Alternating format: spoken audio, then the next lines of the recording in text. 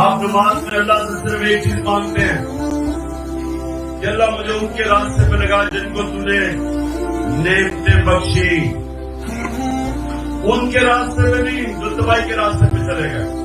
کسی انسان نے وہ چیز اچیو کی نہیں ہے، اس کو کبھی کتنی کامیابی ملی نہیں جتنے نبی صلی اللہ علیہ وسلم کو ملی ہے۔ اس لیے نماز میں آپ کہتے ہیں کہ اللہ مجھے ان کے راستے پہ لگا۔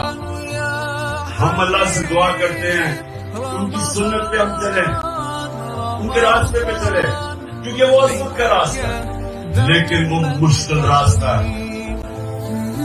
ان کی زندگی آسان نہیں تھی۔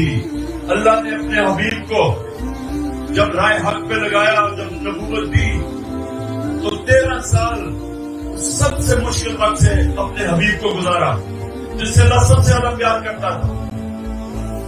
تو اگر اللہ چاہتا کہ ہم آسان راستے پہ لگے، وہ اپنے نبی کو بھی آسان راستے پہ لگا دیتا، لیکن نہیں، مشکل راستے سے گزارا، کیونکہ مشکل راستہ جو ہے وہ انسان کو طاقتور کرتا ہے۔